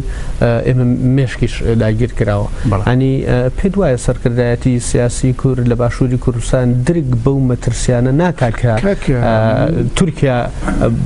بەدەست تورکیاوە ئێستا ئێمە گیرۆ دەبووین هەندێشت و یادەێنمەوە ئەگەر مەجالم هەبێ دوای ڕوخانی سەدام کۆبوونەوەی ئەمریکیەکانە بوو 2 هەفتە جارێک لەگەڵ پارتی وەکێتی نوێنەرەکانی پارتی وەکێتی هەموو جارێ داوایان نەکرد لە ئەمریکا خۆپەکەکە لە لیستی تیرۆرە بۆ لێی نادەن وەکو لە جوندی ئیسلام و کۆمەڵی ئیسلامیتاندا ئەمریکەکانی ژوودیان کاکە ئێمە گەر لە پەکەکە بین لەوێ دەریکەینەوە ناتوان کۆنتۆڵی و ناوچە سەختە بکەین ئەو کاتە قاعدە هەبوو قاعدە و کێ و جوندی ئیسلام دەچنەوێ و ئەمن و ئاسایشی ئێرە شتێگە چێ هی ئەمە شتێگە ئەمە خاڵێکە خاڵی دووەم من حەزەکەم شتێکی کە پێ بڵێم ساڵی 2015 کاک مەسعود چوو بۆ تورکیا لەوێ لێدوانێکیدا یەک لێدوانیدا وتی لەمە دووە تورکیا هەندێک شت دەکا یان شتێکی لە بابەتی وت ئەبێ ئێمە پشتیوانی بین ئەو ڕۆژە و قسەی کرد بۆ بەیانی جەرابلوسی کرد لەو ڕۆژەوە تورکیا خەریکی چییە؟ جەرابلوس دەگرێ با بەگرێ نازانم کوێ ئەگرێ ئافرینەگرێ باشە هەر ئەوەی کاک هەر لەگەڵیایەتی ئەوە تا سوپای هێنایە باشی هەرخۆی هێنای خۆ کێ هێناوێتی ئەوە سوپای هێنایە ئەم ناوچەی تازە هەرخۆی قسە ناکە ئەو ڕۆژەی کە سیاسەتی گۆڕینی داگیرکەرێک بە داگیرکەرێک من ئەمێەوە بڵێم ئەو ڕۆژەی کاک نێچیر بۆ بە سەرۆکی هەرێمی کوردستان ئەو ڕۆژە تورکیا حکمی کرد کاکە دکتۆر بەرهەم سەرۆک کۆماری عێراق معقولە لە ماوەی کەمتر لە چەند مانگێکە 3 جار سەردانی تورکیا بکە ئەمە بۆ چییە؟ ئەمە بۆ خۆ لە ئوسوڵ و ویری دوگەزیرانیش سەردانی کرد بە دوای ئەوە سەرۆکوەزیرانیش سەردانی بڵێ ینی ئێستا سەرۆکوەزیران یەک جار سەردانی کردووە کاکە ئێمە دوای ڕوخانی سەدام یەکەم بڕیاری حکوومەتی عێراقی زانیشی بوو یەکەم بڕیاری حکوومەتی عێراقی ئەوە بوو کە پەکەکەی خستە لیستی تیرۆرەوە لەسەر داوای کێ بوو؟ لەسەر داوای دوو لە بەرپرسە کوردەکان بۆ یەکێکی پارتیەکێتی دوایەوە برادرانی کەژەکە کە چوون گلەیان لە حکوومەتی عێراقی کرد وتیان کاکە ئێمە نەبووین کوردەکانی خۆتان بوو دوایی هەوڵێکی زۆر درا زۆر ژمارەیەک پەرلەمانتار کەسایەتی کورد و عەرەبەوانە پەکەکەیان لە لیستی تیرۆری عێراق دەرهێنا یعنی مەسەلەکان لێرایە مەسەلەکان ئەوەیە ئەمانەی حکمی کورد ئەکەن ینی خەڵکێکی خێڵێکی حیزبی ناوچەگەر گرێدراوی دەوڵەتە داگیرکەرەکانی کوردستان تا کۆتایی ئەم جۆرە عەقڵیەتە سیاسیە هەر ئەم جۆرە سیاسەتی لێ بێتەوە کە ئێستا ڕۆژە ئێرانیان ڕۆژە تورکیایان ڕۆژە عێراقیانەوە بۆ دەست خۆش بەسپاسەکەم چونکە کاتەکەمان بۆی کە حەقی میوانەکانی تریش نەخۆین کاک عومەر بۆچی تا ئێستا کورد لەناو خۆیان لەسەر فۆرمێکی هاوبەش ڕێک نەکەوتووە بۆچی پرۆژەیەکی نەتەوەی نیشتیمانی کۆی نەکردوێتەوە ینی ئاساییە ئەگەر لایەنێک لەگەڵ لایەنێکی ترە لەسەر ئیدارەدانی حکوومەتی هەرێم ناکۆکی بکەوێتە نێوانیانەوە زۆر ئاساییە ینی ئەمە شتێکە پەیوەندی بە ئیدارەدانەوە هەیە بەڵام لەسەر پرۆژەیەکی نەتەوەی نیشتیمانی کە تا ئێستا کورد لە باشووری کوردستان نیەتی لە کاتێکە ئەم هەموو هەوڵە داگیرکاریە لەسەر کورد هەیە بەڵام کورد بۆچی نەگەیشتۆتە ئەوەی کە پرۆژێکی هاوبەشی هەبێ ینی وەکو پرۆژێکی استراتیژی هەبێ بۆ ڕوبەڕووبوونەوە و مامەڵەکردن لەگەڵ دەرەوەیە کورد سێ دەردی زۆر ترسناکی هەیە خۆ بەکەمزان پارەپەرستی و پۆستپەرستی لە بیرچوونەوە ئەم سێ دەردە سێ دەردی وەک سەرەتان لە جستەی ملەتی کوردایە بە درێژایی مێژوو ئێمە ئێستا باسی کارەساتی بۆ نمونە ئەو کارەساتانەی کە لە بەسەر کوردی باکوور هاتۆ بیکەین لە ناوانێت لە کۆمەڵ لە پسۆر ناو بازار باسیکەڵە چی بوو نەبڕایەوە باسی هەڵەبجە بکەڵە چی بوو نەبڕایەوە لە کاتێکا تۆ پێویستە ئیسیسماری ئەم پرۆژانە بکەین چۆن جوولەکان هۆلۆکۆستیان ئیسیسمار کردووە پێویست بە ئیسیسماری ئەم جۆرە کارستانە بکەین بەڵام ئێمەی میلەتی کورد ئەم جۆرە ئەم نەخۆشی لایەتکردنەمان هەیە پرۆژەی میلەتی ئەحزابە کوردیەکانی هەرێمی کوردستان ئەگەر لە یاد دەبێ ئێمە قەرار بوو کۆنگرەی نەتەوەی بگیرێ کۆنگرەی نەتەوەی بگرێ بێ مەرجع هەر ئەم حیزبانەی خۆمان لە هەرێمی کوردستانە بەتایبەتی دوو حیزبی سەرەکی لە هەرێمی کوردستانە بوون بە باعیسی فەشەلپێهێنان و سەرنەگرتنی بەستنی کۆنگرەی نەتەوەی ئێمە مەرجعێکمان نییە ئێستاکێش لەسەر بنەمای خێڵایەتی و عەشیرەتایەتی حکومی هەرێمی کوردستانە کرێت ئێستا بۆ پەرلەمانی کوردستان نایەتە دەنگ لەسەر ئەو داگیرکاری کە هەیە ڕاستەوەکو جەنابی دکتۆر فەرمووی لە مادەی دەی دەستوری عێراقیە پێویستە حکوومەتی عێراقی بەرگری لە هەرێمی کوردستان بکات لەبەرەوەی سنوورەکان بەدەست پارێزگاریکردن سنوورەکان لە دەسەڵاتی ناوەندە بەڵام خۆ ناکرێ پەرلەمانی کوردستانیش بێدەنگ بۆ سێ پەرلەمانێک ئەوە زیاتر خەنزووا خەریکە نزیکەی تقریبا دەمانگە ئەم پەرلەمانە دروست بووە کۆبوونەوەی خۆشی کردووە پەرلەمانێک لەسەر پێ خۆستاوە تا ئێستا ئەم لەحزەیە بێدەنگە لەو دەستدرێژی کە تورکیایکە لەو دەستدرێژی کە ئێرانێکە لە کاتێکا بوونی پەکەکە وەکو هاوڕێیان باسییان کرد پەکە قوڵایی استراتیژی بە هەرێمی کوردستانەدا بێگومان بە پەکەکە لەو شوێنە نەبووایە وەکو بە هاوڕێیان باسییان کرد ئێستا نارەکانی کورد تونندڕەوە ئیسلامیەکان لێوە بوون ئەگەر ئەو قوڵای استراتیژی نەبووایە ئێستا هەرێمی کوردستان داوەندێکە ئەم بەم لاوازەیە لەوە زۆر لەوە لاوازترە بوو لەبەرەوە ئێمە وەڵامی پرسیارەکە هەر لە سوالەکەی خۆتا من ئەدەمەوە ئێمە لەسەر بنەمای نەتەوەیی لەسەر بنەمای مرۆڤ بوون حکمی ئەم وڵاتە ناکەین لەسەر بنەمای حیزبایەتی و و بەرژەوەندی تاکە کەس حکمی وڵاتەکەی تا ئەم لەحزەیە ئێمە هەرێمێکی بچووکمان هەیە دوو بەشە دوو ئاسایشمان هەیە دوو هێزی پێشبەرگەمان هەیە ئەگەر بە کورتی پێم بڵێ بەم جۆرە بەردەوام بێ سیاسەتی هەرێمی کوردستان بەم جۆرە بێدەنگ بێ ئایندە بەرەو کوێ پەلیکەشمانەکە بەڕێی من تا ئەم لەحزەیە ئەگەر ئیرادەی خەڵکی کوردستانی لێ دەربێنی ئیرادەی ئەو حیزبانە بەرەو ئایندێکی باش ئێمە نابن بەڵام من تەسەور ڕاکەم خەڵکی کوردستان هەروە بێدەنگ بوەستێ ئەم دوو حیزبە بەم شێوەیە یەکیان تەسلیمی ئێرانمان بکە ئەوکەشمان تەسلیمی تورکیامان بکە خەڵکی کوردستانیش لێ بێدەنگ بێ بۆ لە هەمان کاتچە تۆ پێویستە ئێستا گلەی لە خەڵکی کوردستانیش بکەی یعنی ئەمە بۆ خۆی جۆرێکە لە تەناقوز لە هەڵوێستی خەڵکی کوردستانە بۆچی دەنگ بەم دوو حیزبە ئەدەنەوە بەم شێوەیە بۆچی ئەم دوو حیزبە سەر ئەخەن بۆ حیزب ئۆپۆزیسیۆنەکان سەر ناخەن بۆ حیزبانی نایاری ئەم حیزبانان بۆچی دەیان پێنادەن لە کاتی هەڵبژاردنەکانە ئایا ئەمە بۆچی ئەگەڕێتەوە ئەم حیزبانە بۆچی توانیانە خەڵکی تاجی کوردی بەم شێوەیە دەستەمەوە بکەن یعنی هەڵگلەیەکە لە خەڵکی کوردی ئەم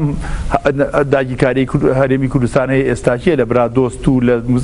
سێ گۆشەی سەرسنوور کوانە ڕێزایەکانی خەڵکی کوردستان کوانە ڕێزەکانی ڕێکخراوەکانی کۆمەڵگەی مەدەنی کوانە پەرلەمانی کوردستان داخرا یەک کەس لە هەرێمی کوردستان ڕێزایەکی دەرنەبڕی کە بێت پەرلەمانی کوردستان مەرجعی خەڵکی کوردستان بێت بەداخەوەی لێم ئێستا ئەمەی کە ئێمە گلەیەکەن ئێمە هەرنیە گلەی لە پارتی و لێکێتی بکەین پێویستە ئێمە گلەی لەو بکەین بۆچی ئێمە مەرجعێکمان نییە بۆچی حکوومەتی هەرێمی کوردستانێکمان نییە کە خۆی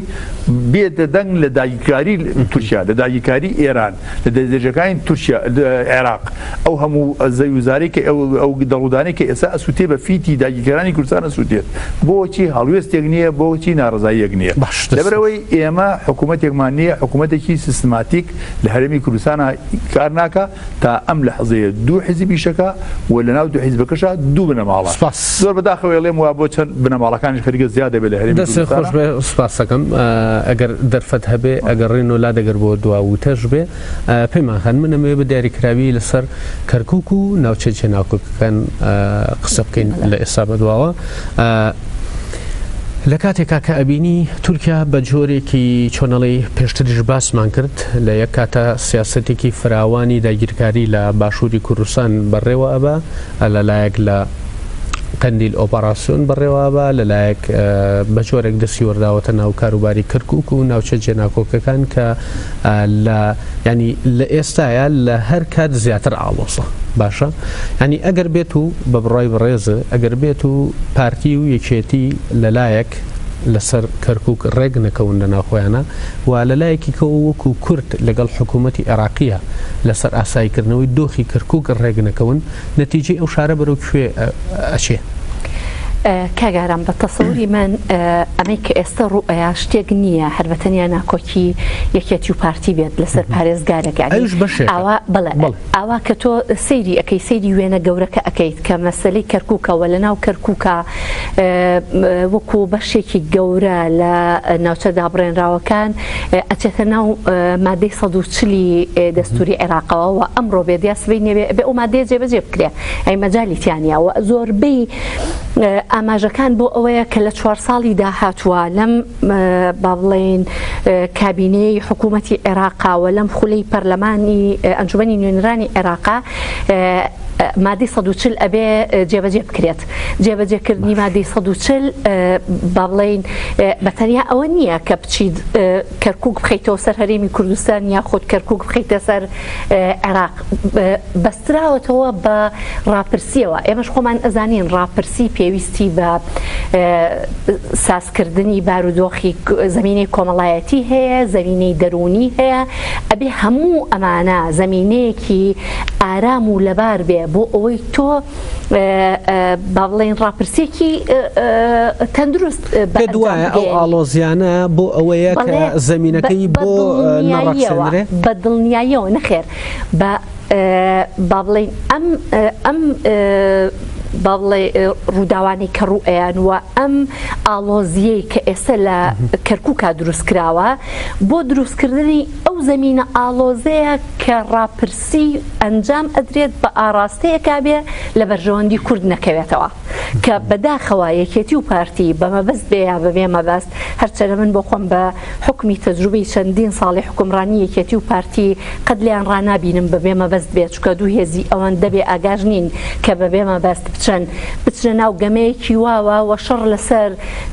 بابەتێکی زۆر بچووکی ئیداری کە پارێزگاری کەرکووکە بکەن و وێنە گەورەکەیان لەبەر چاو نەبێت کە مەسەلەی مادەی 140 و جێبەجێکردنی مادەی 140 بڕایتەوە بۆچی ئەوتێ من باوەڕم بەوە نییە کە تەنها هەوڵەکانیان ینی لەبەر ئەوی من ئەزانم ئەوان بەمەبەستەوە ئەوان دوو هێزی نەتەوەیی حکومڕانی عادل نین ئەوان دوو هێزی دابەش بوون بەسەر تورکیا و ئێرانە جێبەجێکاری ئەجەندای ئەوانن و شەڕی بە وەکالەت ئەکەن لە ناو کوردستان و لە ناو عێراقا بۆیە ئەمانە هەموو بیانوویە کە بۆیان دروست بکرێەوە بدرێتە دەستیان ئەوان ئەو بیانووە ئەگرن و ئەیکەن بە مەسلەی و باشیش لێرەیە ئەبێ ئێمە حقیقەتێکیش بزانین بەشێک لەوەی کە ئەجەندای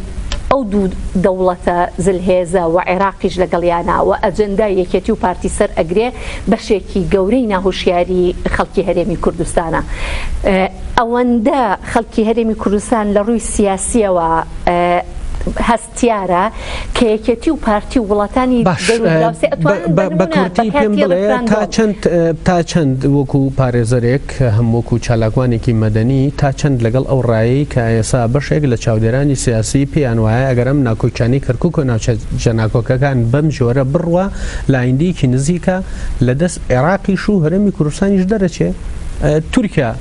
بە جۆرێکی یان چۆنەڵی زیاتر تەحکوم بە کەرکووکەوە بە دڵنیاییەوە لە 100% وایە چونکە تۆ کە ئەم زەمینانە لەبار بوو کە هاتیتە سەر ڕاپرسی بۆ مادەی 140 و جێبەجێکردنی مادەی 140 اینجا لەوێ شەڕی گەورەی نێوان ئێران و تورکیا لەسەر ئەو مادەیە و جێبەجێکردنی ئەو مادەیە دروست ئەبێ بۆیە گرنگە خەڵکی هەرێمی کوردستان چونکە من هیچ چاوەڕوانیەکەم لە هیچ حیزبێکی هەرێمی کوردستان نییە کە بیەوێ بە ئاراستەی دژی ئەوەی کە ئێستا هەیە کار بکات لە بەرژەوەندی نەتەوەی گەلی کورد بۆیە ئێستا تۆپەکە لە ساحەی خەڵکی هەرێمی کوردستانایە خەڵکی هەرێمی کوردستان چاویان لەوە بێت کە خۆیان ئامادەکەن خۆیان سازکەن خۆیان تیارکەن بۆ ئەوەی ئەگەر لەم 4 ساڵەیە مادەی 140 جێبەجێکرا لە بەرژەوەندی کورد بێ ئیتر ئەو کوردەیەکێتیە پارتیە گۆڕانە هەر کەسێکە گرنگ نییە مهم تۆ مادەی 140 لە بەرژەوەندی کورد ببڕێنیتەوە و لە ئێستا بە بڕوای من خاڵەکان ئەوەیە کە چۆن تۆ دژی ئەم داگیرکاریانەوە چۆن دژی ئەم هەنگاوانە ئەبیتەوە با بڵێن ڕاستپاردەی پەرلەمانی کوردستان هەیە لە خولیسەی پەرلەمانە کە حکوومەت ئیلزام ئەکات بە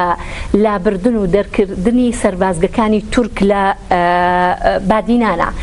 ئەبێ خەڵکی هەرێمی کوردستان چونکە ئەو پەرلەمانە و ئەو خولەی کە ئەوەی دەرکردووە پەرلەمان ئێستا ئەمەنا ئارام چەند مانگە پەرلەمانی شەکانی خۆی ئەکا ینی بۆ یاسای سەرۆکایەتی بۆ سوێن خواردنەکەی سەرۆکی هەرێم واجارێکی کەکەوە بێتەوە لە دوای ئەمە ئەڵێ ئێمە پرۆژەی دەستورمان هەیە پرۆژەی چاکسازیمان هەیە ئەی باشە بۆچی بۆ پرسی داگیرکاری کۆنابێتەوە بە بڕوای من ئەگەر ئێمە نەمانەوێت لە وازنەیەکی داخراوە بسوڕێینەوە ئەبێ خاڵی کۆتایی بۆ یەکێتی و پارتی و شەریکەکانیان لەگەڵ پەرلەمانی کوردستان دابنێ ئەبێ خاڵی کۆتایی دابنین کە ئەمان لە بەرژەوەندی نەتەوەی گەلی کورد ئیژ ناکەن ئەبێ ئیژ لەسەر ئەو بکەین ببوورە خەڵکی هەرێمی کوردستان ئەبێ دەست بگرێ بۆ ڕاستپاردانی پەرلەمانی کوردستانەوە چکە پەرلەمانی کوردستان نوێنەری ئەوانە کەواتە ئێستا ئەو ڕاستپاردانە ئەو بڕیارانە ئەو قانونانی کە لە پەرلەمانی کوردستانەوە دەرئەچێ کۆی خەڵکی هەرێمی کوردستان ئەتوانێت دەستی پێوە بگرێ و شکاتی پێ بجوڵێنێ سکاڵای پێ بجوڵێنێ دەنگی پێ بەرز دەست خۆش سپاس کاک دکتۆر خودی ڕەجەب تەیب ئەردۆغان لە ڤیدۆیەکە بە ئاشکرا باس لەواکە کە بە زمانی ئەو ئەڵێ ئێمە 5,000 کەسمان لە کەرکووک لە تورکمانەکان پڕچەک کردووە بۆ ئەوەی کە خۆیانی پێ بپارێزن باشە ینی بە جۆرێکی وا کە ئەردۆغان لە ڤیددیۆیە کاتەبان ئەمە باسکە لەو پەڕی بێمنەتیایە کە ئەمە باسەکە بەرامبەر بە حکوومەتی عێراقی بەرامبەر بە هەرێمی کوردستان هەنی ئایندی ئەم شارە چی لێ دێ لە نێوان ئەوەیە کە حەشی شعبی لەلایەک واتایەتی پۆلیسی فیدراڵی تایە حەشی شعبی تەڕەن لە ناو خۆیانە کۆمەڵی گروپی ترن کە سەر بە عەرەبە شیعەکانی عێراقن حەشی تورکمانی هەیە تورکمانەکانیش کۆمەڵێک حزبن بەڵام لە ناویانە بە دیاریکراوی بەرەی تورکمانی کە 5,000 چەکداری بە ناوی حەشی تورکمانیەوە پڕچەک کردووە ئەڵێ ئێمە ئامادەین پارێزگاری لە خۆمان بکەین ئێمە ئامادەین کە نهێڵین کەرکووک ئەو باس لەوە کە ئەڵێ ئەگەر کوردی تیا بە کوردەکانیش داگیرکردن کاک دکتۆریش پێشتر ئاماژەی پێدا ینی بە جۆرێک ئەو باس لەماکە کە ئەو دەزوەردانانە لە ناو کەرکووکە ئەیکە ئایندی ئەم شارە بەرەو کوێ بە وڵا بۆ خوێندنەوەی ئایندەی کەرکووک یا هەرێمی کوردستان تۆ سەیری واقعەکەی لە ناو واقعەکە بیرروبۆچینێک هەڵدێنجی کە ئایا بەرەو باشی دەڕوایە بەرەو ڕژبینی دەڕوە ئەوەی کە دەیخوێنیتەوە بەڕاستی هەموو وەزەکان لە کەرکووک و هەرێمی کوردستان بەرەو ڕژبینی دەڕوە بەرەو ئایندەیەکی باش ناڕوات لە ماوەی 4 ساڵی داهاتوو من یعنی هاوڕانیم لەگەڵ مامۆستا پەیمان کە مادەی سەوسل جێبەجێ بکرێت جێبەجێ ناکرێت نامە بە سێوەیەڵێ بەپێی یاساکە بێ ئەبێ جێبەجێ ناخۆی بەگەر بەپێی دەستور بۆە دەبایە لە کۆتایی 2007 جێبەجێ کرابایە ئەم مادەیە لە کۆتایی سیوێکی 2012 ئاخر مەوعیدی دەستوری بۆ جێبەجێکردنی ئێستا جێبەجێ ناکرێت چونکە بۆ خەتەواتەکانی پێش ئەوەی پێش جێبەجێکردنی هیچی نەگیراوەتە بەرکە کوورد دەیتوانی پێداگیری لەسەر بکە بۆ نمونە قەزای چەم سەماڵ وەختی خۆی سەر بە کەرکووک بوو لێکراوەتەوە لە کەرکووک تووس خوڕمات و سەر بە کەرکووک بوو لێکراوەتەوە خراوەتە سەر سەلاحەدین بۆ ئەوەی نفوسی کەرکووک زیاد نەکات تا ئێستا کوورد نەیتوانیوە پێداگیری لەسەرەوە بکە کفریش پێداگیری 4 قەزاب سەر بە کەرکووک بوون دابراون لە کەرکووک تا ئێستا کورد نەیتوانیوە ئەمانە بگەڕێنێتەوە سەرکووک بە بڕیارێکی ئیداری جا من قسەم کرد پێ بیدایەت کەوتە کورد ئێمە لە هەرێمی کوردستان استراتیجیەتمان نییە هیچ ئەگەر استراتیجیەت دەبی نهاتووین وڵات دروستکەین جوولەکەکان کە ئیسرائیل یان دامەزران ئەو شەوەی کە بەریتانیا تەسلیمی جوولەکانی کرد ئیسرائیل هێزیان ئامادە بوو کە هەموو مەواقعەکانی جوولەکە وەربگرن و دەست بە کۆنتترۆلی دۆخەکە بکەن دژی هەموو مەترسیەکان و تا ئێستاش بەرەنگاری هەموو مەترسیەکان بوونەتەوە بەڵام ئێمە هیچمان نییە وڵاتی خۆمانە تورکیا دێ ئێران دێ عێراق دێ بە ئارزی خۆمان پێشیان دەکەوین ڕوحی مقاومەتمان نییە من ڕاستە دەڵم بەڕ پێی قانونی لە مەسئولێتی دەوڵەتی عێراقە بەڵام خۆ تۆ دەبێ وەکو سڵتەیەکی سیاسی لە هەرێمەکە کە خۆشت جێیشت هەیە ئێمە دنیاک جێشمانەیە جێشەکەی هەرێمی کوردستان بۆ ئەوەیە کە من و تۆ بچین خۆ پێشاندان بکەین بێتە سەر ئێمە بۆ ئەوە نییە ئەگەر دەزرێژی لە ئێرانەوە یا لە عێراقەوە بکرێ ڕێگری لەم دەزرێژێ بکە بەداخەوە سوپا لە هەموو وڵاتێک بۆ ئەوەیە کەوا وڵاتەکە پارێزێ لە دەزرێژی بێگانە بەڵام لە عێراق و هەرێمی کوردستانیش بۆ ئەوە بۆتە سەر بۆ ئەوەیەکەوە دەزرێژی بکاتە سەر هاوڵاتیانی خۆی نەک ئەوە دنیایەک دەستگای مخابراتی هەیە لە هەرێمی کوردستان ناوەکانیان هەرێکە و ناوێکە کووە مخابرات لەسەر من و تۆ ئیژەکە بەداخەوە لەسەر دەزرێژەکان و موامەراتەکانی بێگانە ئیش ناکە ئێمە خۆمان دەستمان لەم هەرێمە شوشتووە خۆمان دەستمان لەو هەرێمە شوشتووە کەرکووک ئێمە دەمانتوانی بەڕووی قانونیەوە چەند ساڵێک ئێستا کەرکووک و ناوسەدە برانەوەەکانی تر زیاتر پێداگیری لەسەرکەی هەر بەڕێی قانونیش بەڵام ئێمە نەمان کردو ئەو ناڵە وەرە بیکە ئەو حەزیلەیە تۆ شتەکەی ئێمالکەی نوێنەرەکانی ئێمە لە بەغا وەزیرەکانمان سەرۆک کۆمارت جێگری سەرۆک کۆمار باش من ئەگەرەوە پرسیارە بکەم ئەم ئاڵۆزانی کە لە کەرکووک ڕوئەدا ئەوەی کە بەڕێز باس ئەەکەی بەدانانی پارێزگارێک ئەمە کۆتایی پێدێ کە پارێزگارەکە کورد بێ ئێمە مشکلەکانی ئێمە تا ئێستاوە دەزانین ئەگەر سەرۆک کۆمار کوربیان چەند جێگری سەرۆک کۆمار کوربیان چەند پۆستێکمان لە بەغدا دەستکەوێت مشکلەکانمان ئەمە شەراکەت نییە لە عێراق شەراکەت لە عێراق فیدرالی لەسەر دوو نەمای سەرەکیدا مەسلەیەکیان ئەوەیە کە تۆ ئیستیقلالی ذاتی خۆتە بێ لە هەرێمەکەی خۆت ئێمە ئەو ئیستیقلالی ذاتیمان نییە لەبەر ئەوەی ڕۆژێک عێراق هەڕەشەم لێ دەکات لە ناوچە جێناکۆ بکات ڕۆژێک تورکیا هەڕەشەم لێ دەکات کوا ئیستیقلالی ذاتی من سربەخۆیی من نییە ئەمە ئیستیقلالی ذاتیەکەم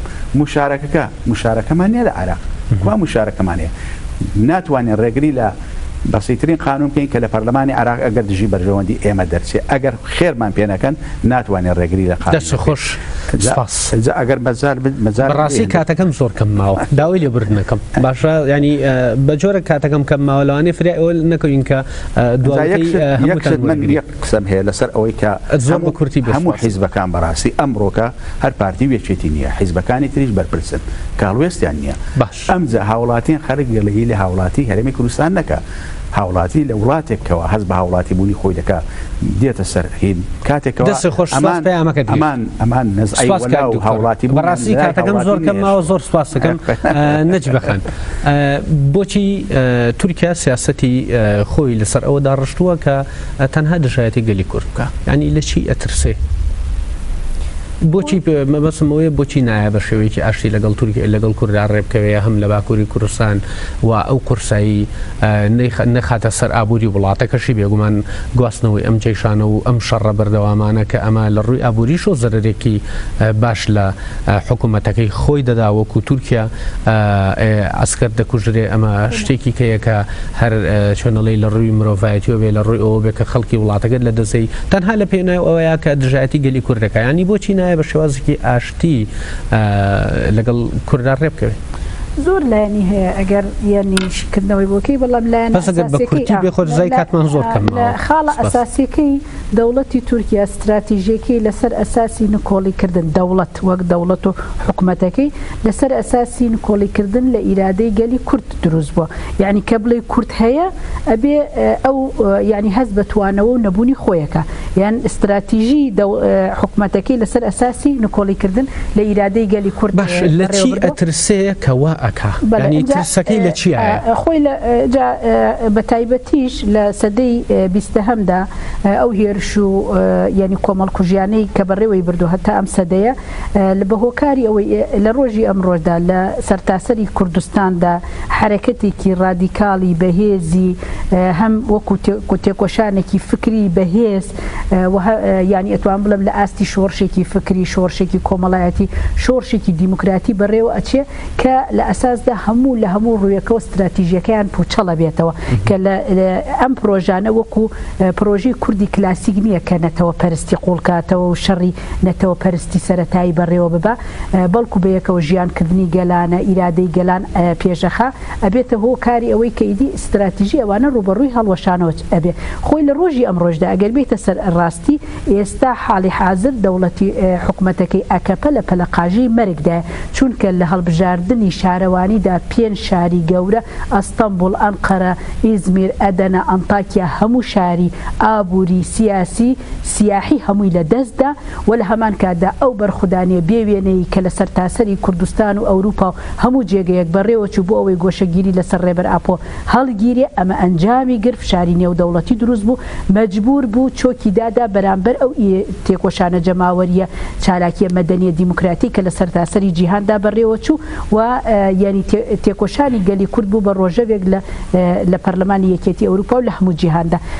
لە ڕۆژی ئەمڕۆدا ئێستا بە تایبەتی کە لە 23 حوزەیران ئەوێ هەڵبژاردننی ئەستەمبولیش دووبارە کاتەوە ئەوێ تەواوی نەتەوە پەرستەکان بڵێ هامن لەسەر پێم ئەوها باشووری کوردستانیش داگیرەکەم ئەها ڕۆژاوی کوردستانیش داگیرەکەم بەڵام ئەنجام ناگرێ ئەمەوێ لە دواییدا ئەوە بڵێم بەڕاستی خەڵکی باشووری کوردستان بەردەوام لەسەر پێ بۆ خاوەنی ئیرادە بووە ئەگەر فشاری زیێدەتر بە چالاکی جەماوەری دروست نەبێت بێگومان ئاقاری ینی ئەم هێرشانە ینی ئەم هێرشانە باشووری کوردستان و عێراق بەرەو ئاقارێکی زۆر خراپە بەڵام ئەگەر تێکۆشان و چالاکی جەماوەری هەبێ بێگومان لەگەڵ ئەو بەرخودانی کە گەریلا بەڕێوەی ئەیبا تەواوی هێرشەکان پوچەڵەکاتەوە. سێ دقە بۆ هەر چوار بەڕێزان نەگەر دواوتەی خۆتان لە کاک شۆڕشەوە دکتۆر شۆڕشۆ دەست پێ بکەین فەرموو. من دڵنیام ئەم هێرشە شکست دێنێ وەکو هەموو محاولاتەکانی تری و بەڵام شکستەکەی لەسەر ئەساسی ئیرادەی خەڵکی کوردستان خەڵک خۆی لەبەرەوەی بەڕاستی هێزە سیاسەکانی هەرێمی کوردستان ئەو بەرنامەیان نییە لە ماوەی 28 ساڵی ڕابردوو بەرنامە و استراتیژی ئەویان نەبووە کە وڵاتێک بنیاد بنێن کە هەرێمێکی سیاسی بنیاد بنێن ناو عێراقدا بەرەو ئەوە بڕوە کە لە داهاتوودا بێ بە دەوڵەت و لە ڕێگای ڕاپرسی بیا بە ڕێگای جیابوونەوە سوودی تیژی بێت. سپاس پێماکەن لە حەقی خۆمەکەم زۆر سپاس کاگە عومەر. من تەسەورەکەم عێراق سیادەی نییە بۆ زۆر وازها حکوومەتی تورکیا ئەوێ پێگەی خۆی ئەگەر شەڕە گەورەکە ڕوودا لەنێوان ئێران و ئەمریکا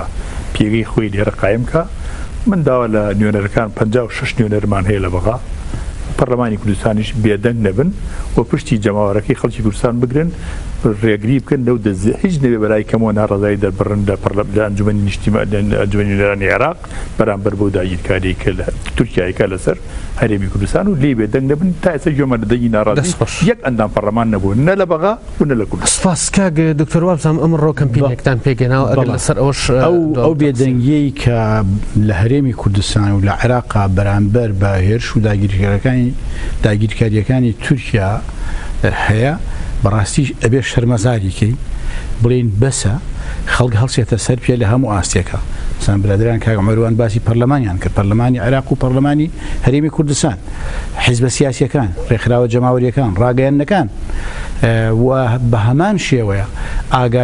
حیزبەکان ئەبێ بە تایبەتی هەردوو حیزبی دەسەڵاتدار زۆر بەداخەوە کە سیاسەتێک پێڕەوەکە نەتوانم بڵێم نیشتمان و کەرامەتی کورد ئەفرۆشن بەرامبەر بە پارە و بە ئەوەی داگیرکەران پشتیوانیان لێ بکەن بۆی پێگەیان بمێنێتەوە یان بۆی لە دەسەڵاتە بمێننەوە واز لەم مەفهومە بێنن لای خەڵک جارێکی کە میلەتی کورد بە ئەساس بگرن ڕێز لە میلەتی کورد بکەن میلەتی کورد ئەیان پارێزێ ئەوە سەربەرزیە ئەگەر داگیرکەران بیان پارێزن ئەوە شەرمەزاری و ڕوڕەشیە. زۆر سپاس بۆ دکتۆر فایق گوڵپی سەرۆکی ئەکادمیای سیاسەت و زری دیموکراسی کە بەشداری بەرنامەکەمانە کرد و سپاس بۆ کاک عومەر عینایەت پەرلەمانتاری پێشووی کوردستان لە فراکسیۆنی گۆڕان و پەیمان عیزەدین پارێزەر سپاس بۆ ئەو کاتێک پێشوو بووە ئەخرە و لە بەرنامەکە خۆی پێش بەرنامەکە پێیوتم وتی وەکو پارێزەرێک بمناسبێنە و سپاس بۆ دکتۆر شۆڕش حەسەن مامۆستای زانکۆی سلێمانی لە بەشی یاسا سپاس بۆ نەجیبە عومەر چالاکوانی سیاسی و هاوکات چالاکوانی بواری مافەکانی ژنان سپاس بۆ ئەو کاتی کە بە ئێمەتان بەخشی و لە بەرنامەکەم ئامادە بوون بینەرانی ئەزیز و خۆشەویست سپاس بۆ ئێوەش کە تاکو ئێستا گوێگرمان بوون و هەمیشەش سپاس بۆ هاوکارانم لە بەشەی کۆنتڕۆڵ و پشتی کامێرە کە بەم بەرنامەیەوە ماندوو بوون تاکو بەرنامەیەکی تری تایبەت بەخواتان دەسپێرم خواتان لەگەڵ.